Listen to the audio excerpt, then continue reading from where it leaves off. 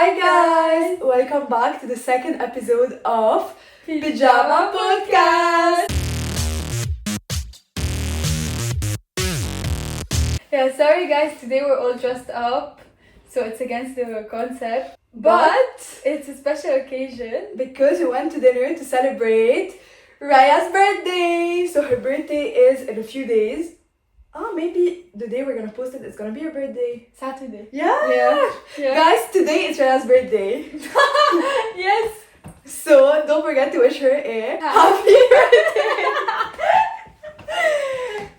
Yeah, and we went earlier, we went to a really nice dinner because we're both traveling. But we made sure to film a video for you guys before. Yes. Okay, so today we're gonna discuss a new topic. We are going to compare our lives in Lebanon and our lives in Spain. So in Segovia and Madrid. I lived in Lebanon most of my life. Just the 2 last years I moved to Dubai. And I was in Lebanon my whole life too. We were both in French schools. Okay, so guys, our first subject is about the nightlife in general and the parties. Thea, what was your opinion when you used to go out in Lebanon? Okay, so personally, I love the nightlife in Lebanon. Like, I feel like this is the best nightlife anyone could have. And even like everyone that goes to Lebanon always says that it has the best nightlife and that like everyone loves it. Yeah. So the parties in Lebanon were very chill, but as I said, like we just knew everyone there. So in Segovia, it was a bit of the same vibe because it's a really like Segovia is very different than Madrid. We have to talk about both. Yes, of course. So in Segovia, it was pretty similar, I would say, because it was only the people from our university, people we knew. You knew everyone. Yeah, you would go. Like we had we said before we had 2 clubs. Okay, first year only had 1. Yeah. So everyone would go to the same one. You would see all of your class. Like you would go to class the next day, but one night before you saw everyone very drunk. And it got us close. Like, because you see everyone everywhere, but we already talked about that. Yeah. Now let's talk about the parties in Madrid. Personally, I love it. No, really, Madrid is a really cool city. They go out late. One of the biggest shocks were how late we go out. Like, I remember when I was in school, we used to arrive at the party, I don't know about you, but like at 11 p.m. max, no? Like I remember max leaving the house at 10:30 or 11 max. But in Spain, especially in Segovia, we used to go and arrive to the club at like 2:30 a.m. Like you remember, for example, last week we went to a club in Madrid, guys. We arrived at 12:30. We're the first ones. Yes. First ones in the club. Like the norm is to arrive at 1:30. And still it's early. Yeah, but like this is like no one arrives before 1:30. Yeah. Like people go 2:30 and stuff like that. And me, I hate it because I love going out early, coming back early. Overall, honestly, like I'm so grateful because Beirut and Madrid, I feel like it's the best city life to be in, and we experience living in both. Yeah. So we're so party grateful. is yes. Okay, the second topic that we're gonna discuss today is the difference in lifestyles between Madrid and Beirut. Yeah. So in general, what was the biggest difference for you, Thea, when moving to Spain? Okay, first a big difference, I don't know if it's the biggest, but a big difference was how in Beirut, like everyone has, not everyone, but like most of the people has like or a driver or their car. You never walk, there's no public transport or anything. Yeah. In Madrid, only the metro or we walk. Especially in Segovia, there was nothing. Yeah, not even the metro. Yeah, like we had to walk everywhere. And I remember I lost so much weight during my first year just from walking. Because we walked so much, and in Lebanon, I swear, like, I lived 5 minutes away from my school, and I used to go there by car and come back by car every day for like 15 years. So I never knew what it was like to just walk in a city. Oh yeah, Thea and I live like 10-15 minutes away from each other. And I remember the first week where we didn't know if Madrid was actually safe or not. So we used to take, like, to see how it is, we used to take Ubers from one house to another when we go back. 10 minutes by walk, by the way, not. Yeah. It was like 3 minutes by car. And we looked at the streets and it was pretty fine, so now we always go by like. And also like we live in a very lively area, so there's always people, and so this is why I feel safe. Of course, it always depends on the area. And another shock was also the public transports, because in Lebanon we really lack these, like we have none actually.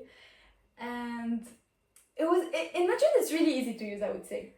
Yeah, but it took me like a little while to get used to it. Yeah. I remember today I was acting like a princess at first. She's like, I'm not touching anything. And I was like, you know what? Okay, you can hang on to me, but like, No, now eventually, I eventually you get used to it. Like, yeah. oh my guys, now my favorite subject. Food. So, we're gonna talk about two things. First, the food in general, and then restaurants. Yeah. So, tell me, like, do you like Spanish food or like, what do you eat? Okay, Thea, I'm gonna say it really honestly. I'm really sorry for the Spanish people if you get offended, but I feel like Spanish food is bad. Like, Oily. yeah. Like, I'm really sorry and respectfully. Like, at first, I really thought I was gonna like the tapas because when you think about it, it's really similar to the mezze we have in Lebanon. So, like, it's small plates that you can share on a table. Well, that's the thing. In theory, the concept is similar. Exactly, and the concept is really nice also because you share with everyone, you drink at the same time, you chill. It's not like everyone must have his dish and like you don't share, so everyone is sharing and it's fun. But I feel like they only throw ingredients together and they don't make sense, you know? Like, I'm sure if I go to a good tapas restaurant, I'm gonna enjoy it. Yeah, but I'm gonna enjoy it, but like not go back, you know. Like, even if I love it, it's not something I'm gonna crave. Exactly. When you go into a Spanish bar, the smell of the tapas, it's like they've been sitting there for like at least 2 months straight. I hope that no Spanish person has seen our podcast. Because if someone said this about Lebanese food, I would report them on YouTube. Kill them. So now about restaurants. What do you think about restaurants in Madrid? No, Madrid has amazing restaurants. Yeah. Like, really good We restaurants. eat so well, don't wanna lie. But what's your comparison about restaurants in Madrid and restaurants in Beirut?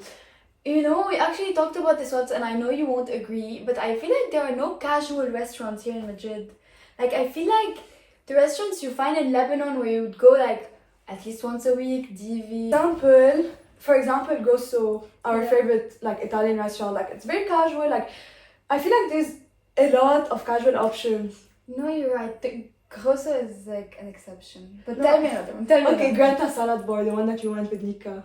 Yeah, but this is like a fancy thing. No, it's not. It's not price-wise, but like you wouldn't go in the same vibe as when you go to Roadster.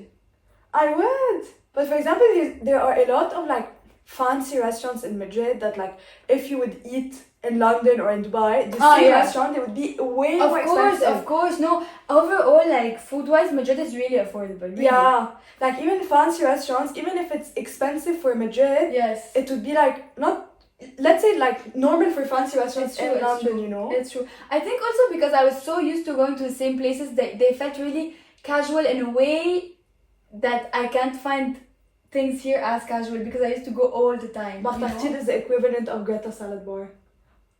Casual. Honest greens, casual. Okay. So many casual options. No, yeah, you're right. You almost convinced me. Okay, guys, it was, I think, this topic that we're going to talk about now, my biggest cultural shock. Mm-hmm. Language. Mm-hmm. Of course. And also, we came here so confident because we're like, yeah, we speak French, Arabic, English, how can we not learn Spanish? Not only this, for me, not even learning, for me, I speak French, I can understand everything Spanish and Italian easy, guys. Bro, when we arrived to Segovia, people would not agree to talk to us in English. We got humbled very fast. Yeah, it was so humbling, bro. I would go to Orange because I wanted to recharge my phone line. And then I was like, hablas inglés? And they would roll their eyes at me and then call the other employee and they were fighting over who's gonna talk to me in Orange English. and Segovia, they were so mean. But it's a really good lesson because like it shows that Spanish people are really attached to their culture. No, it just shows that they're so lazy and they don't want to be bothered to think a bit and speak another language. Most of them, they probably know how to speak English. They just don't want to. But they probably don't like having this many tourists and just like they don't want to adapt because they know it's gonna be like you know, it's their country. They're very protective of it. But at least now we speak Spanish. Yeah, exactly. So it's a blessing in disguise. Exactly. No, yeah, we speak Spanish and we also like we can really handle like stressful situations in Spanish. Like we can do A lot of things actually for our everyday lives. Even like sometimes they had to go to the hospital for health issues. We could communicate last year with Raya the would come staff. and communicate with the staff. Yeah. I was too stressed or too in pain to talk. Yeah, she was too in pain, but I feel like if you were in a normal state, you could have also. So we just want to say thank you so much for watching. We're not done? No, we're not. Let me finish. Okay. Guys, just want to say also thank you a lot to the people that have been watching since the beginning until this very minute. And our last subject for today is we want to share with you how we deal with being homesick, because it's a very common feeling and sometimes it's just really hard because, as we said, like, we knew everyone in our past environments and it was really hard to just move on from one life and go live another life that's completely different. So Tia, how do you deal with being homesick often? Honestly, like, being homesick, like, it comes in waves. Like, sometimes I'm very homesick, sometimes not at all. And for me, like, everyone deals with it differently, but for me, like, I know IE is a very international university, so like, I need to make a lot of international friends and even best friends. But when I feel homesick, I'm so grateful to have like my Lebanese best friends. Like this, like, I don't know, like, I feel home and I feel like it's a relief from everything, you know what I mean? Mm. No, yeah, me too. And sometimes really it just hits you so hard that you can't even interact with people. You just want to stay at home. And what I do when I'm in this state of mind, I just really try to get as close to my culture as possible. I watch videos in Arabic. I always watch John Ashar when I'm sad because he makes me laugh, and also it's in Arabic, so It's so funny. yeah, it's relatable. It's about Lebanon, so I feel like at home when I watch him. I also used to watch Saturday after dinner, and yeah, it was really comforting as well. You know, And I feel like being homesick is very normal, but Yeah, it's of very course. difficult. Like, no, of course. the best thing we can do is just be here for each other every time we feel this way, and like for you guys, like, just find your people, you're from your country and everything, and just stick through them, like, through tough times. Exactly.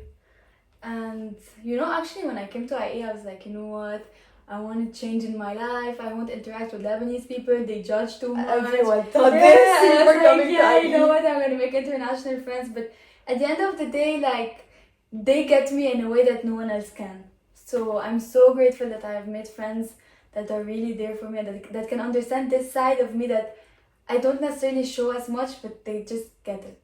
you And know? guys, don't get us wrong, like, me and Raya, we Of have, course. like, what? Of course. Yeah, like, you know what, we have, like, I think the most international best friends ever. No, yeah, we're really open-minded in Yeah. general. Like, we're not saying that you guys should be close-minded and stay only with your country people, but we're saying, like, in case of homesickness, this is what helps the most. Yeah, and everyone can deal with homesickness the way they Yeah. want to. It's just we're sharing our experiences with it. And we're also like, we're super grateful to be here, and we try to complain as little as possible. Yeah, Like, really. we always try to see the positive in things, but sometimes it just hits you, and Yeah. we But try to be here for You're each other. right, it's very important to stay grateful. And Yeah. I feel like this is something that we do well. Like being grateful, I think it's the most important thing, like, to have, you know, because if you're not grateful, like, it's like, You're always gonna want something else, and Yeah. you're never gonna enjoy what you have. you're never in gonna the be moment. satisfied with what you have. Exactly, and it's so addictive being greedy because you get what you want and you want more, and you just never stop. Even if you have everything you've always wished for, you're never gonna be satisfied enough. Yeah, it's So true. we're really working on gratitude a lot and Yes. practicing it together also. Yeah. Okay, guys, I think this is the end of the episode 2. So I hope that you guys enjoyed it. And of course, if you have any recommendation of topics, you can always comment or, like, even text us, because we know that it's our friends that see these videos.